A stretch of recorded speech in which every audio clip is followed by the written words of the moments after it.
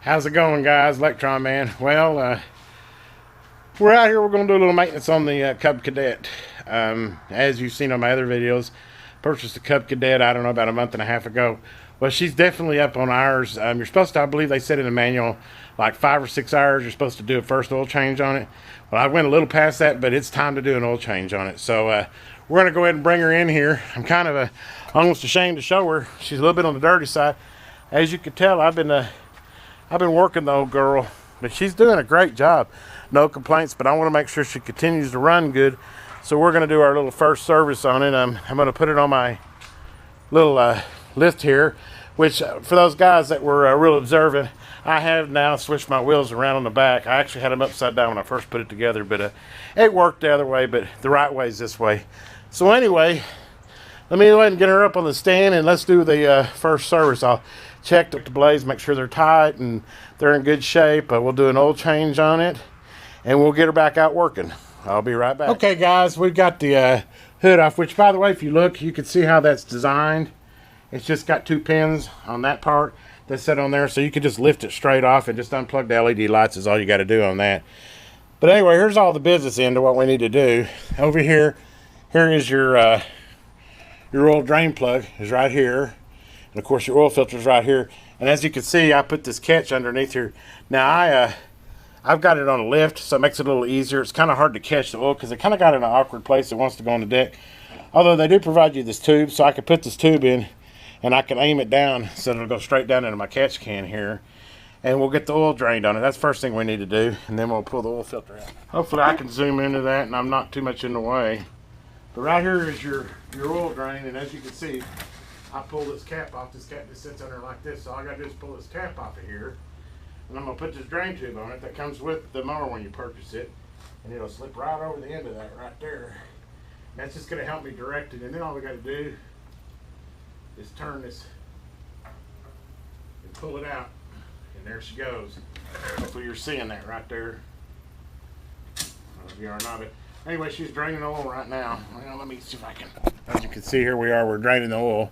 All you got to do is turn and pull that, and there you go. Yeah, she's looking pretty nasty. For might have had like 7 hours on it, but anyway, I think they said 6 hours, so we're just a little bit over. But yeah, she definitely was due for an oil change. So anyway, we're gonna go ahead and let her drain for a while.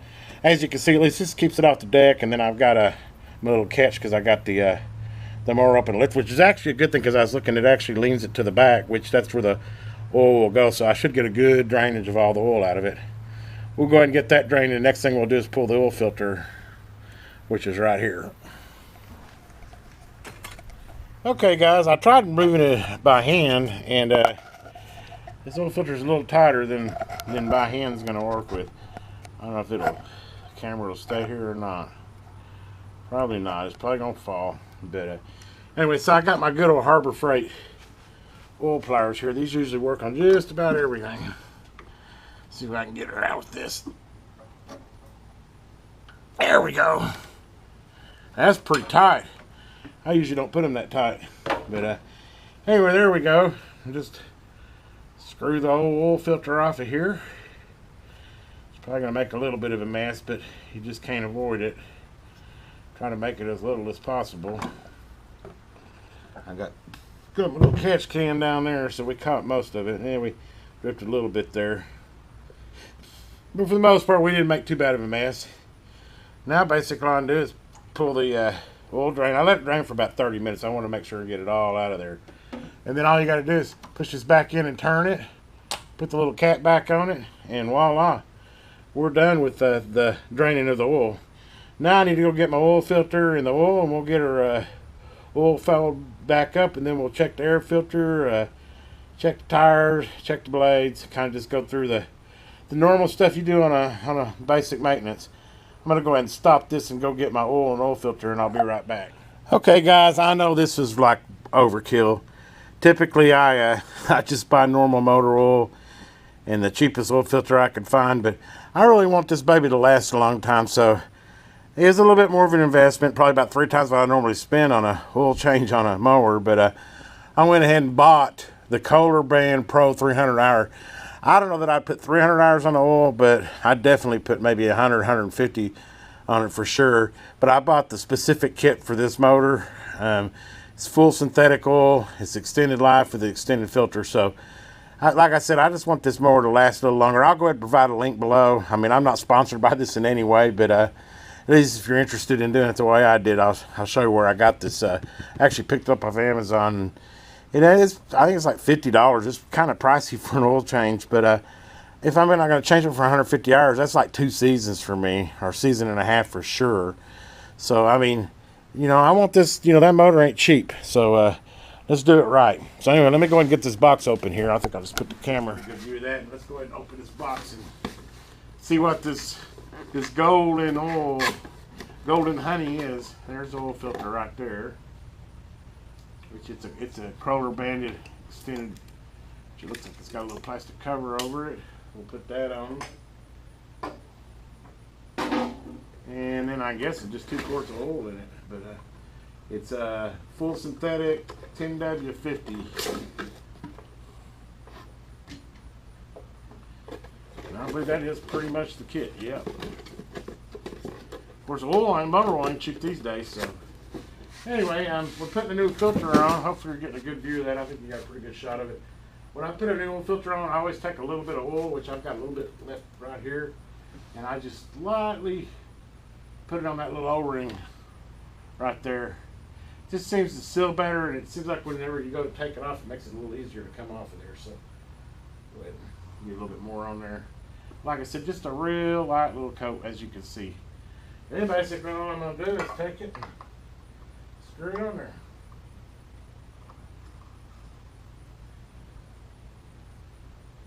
And I usually go 1, 2, 3 till it's just snug.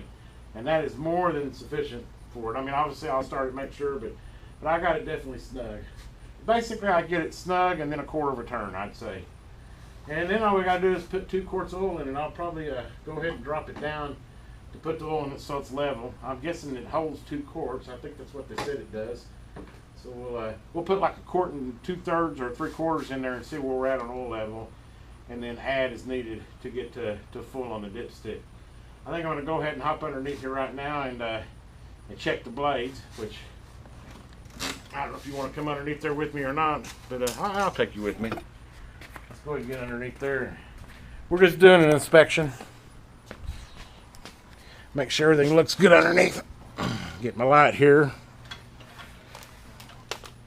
Just a simple visual inspection. Make sure I ain't got no rope like that.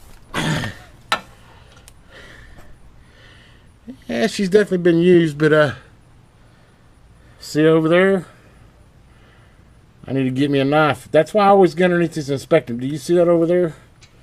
I got a rope or a rag or something I've got caught up in there. I'm gonna have to get my X-Acto knife and cut that out.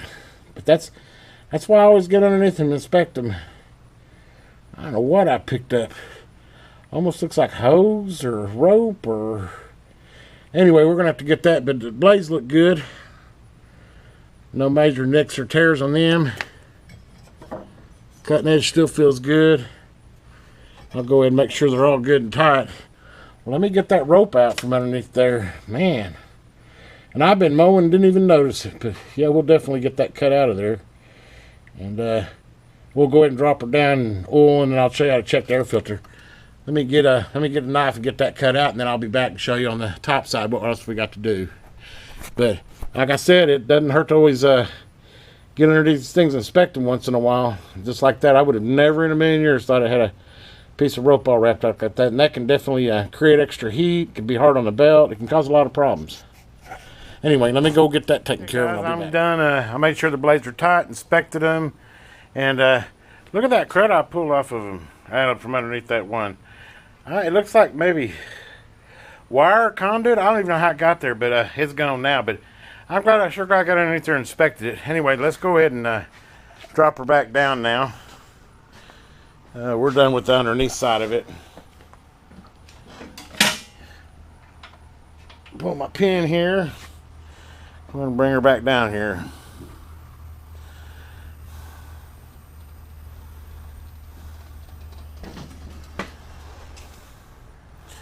Okay, now that we got her back down, let's go ahead and check the air filter, which is real simple. You got these two little levers.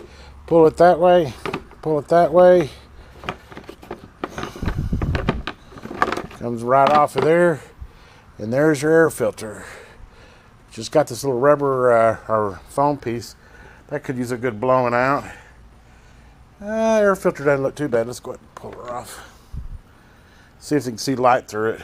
Yeah, you can still see light through it, so air filter's fine. Go ahead and put it back on, which it just comes off and slides right back on like that. Let me go ahead and clean this off real quick. Yeah, she don't look new, but she's blown off anyway, so there we go. Put the little foam protector around there. Put the air filter, or the air filter cover back on here. Just take these two little levers here and there, lock her back down there. Okay, next thing we're going to do is put oil in it. Once to put oil in it, we'll just pull the dipstick here, set it to the side. Let me get a funnel, and we'll go ahead and pour some oil in it.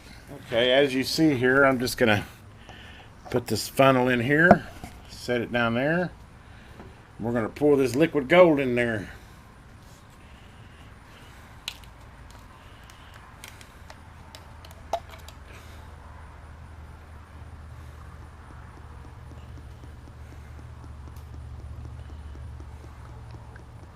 We know for sure we're going to put one whole quart in it.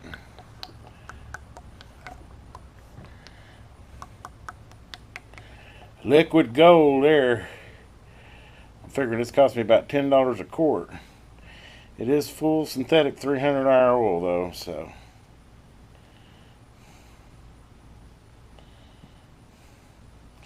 The cheap stuff will cost you $3 or $4 a quart. Yeah, I see that. I get every drop of it. Oh, we don't want to waste a drip of that. Yeah, every drop. At that price. There we go. And like I said, I'm going to probably go ahead and put most of the second one in. We'll do about 2/3 of it, and then we'll check it and see where we're at as far as oil level.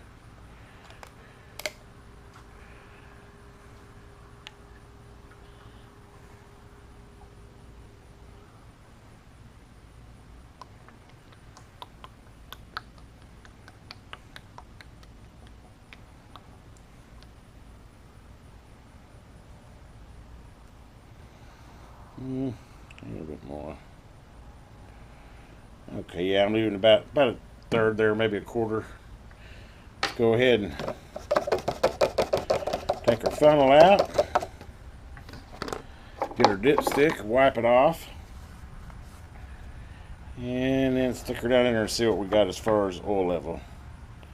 Seat it all the way against the O-ring. Pull it back out. And I am exactly full, but I haven't started it, so that oil filter is empty. So let's go ahead and start her and run her for a couple minutes, and we'll check the oil again. If it still looks good, then we'll keep this little extra for later. Get some tools picked up here. Might need the funnel still. Go ahead and do it. Start up on her. And push on the brake. Lock the brake here. Okay. Let's go ahead and start it up. We can also make sure the oil filter is not leaking.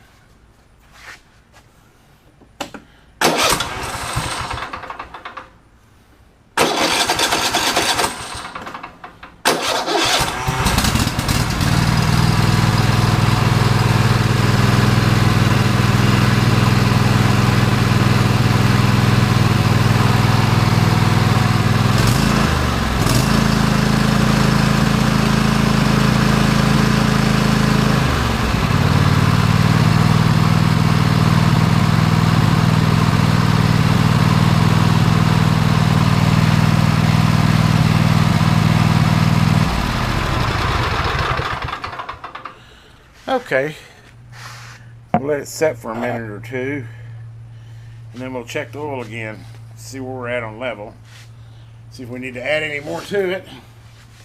If not, we'll snap the front back on it, plug the LED lights back in, and we'll have her back out there mowing, working like she should be.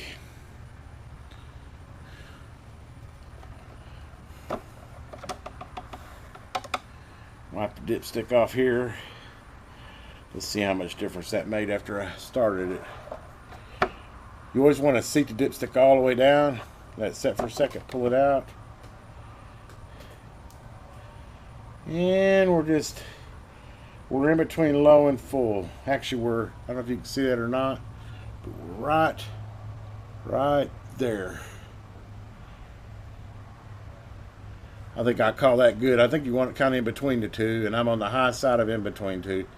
So we're going to go, and it's still going to drain down a little bit. So yeah, we're really, it says 2 quarts, but it's really about 1 3/4 quarts. Of course, I probably didn't get all the oil out of it either, but there you go. Go ahead and put that dipstick back in there. I forgot to tell you to go ahead and check around here and make sure your oil filter is not leaking, which I'm perfect, no leak there. And while we're at it, we'll just check one more time since we let it set for a little bit. See if you can get a good. Yeah, see, we actually gained a little. We're right on the dot on full. So, yeah, we're perfect. So now we gotta just put the front back on it.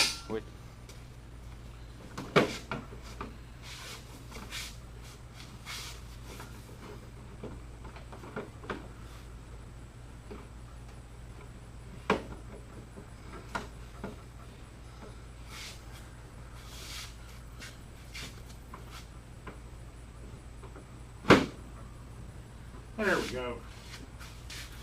See if I can get you a better view of that, because you really kind of need to take it off to get full access.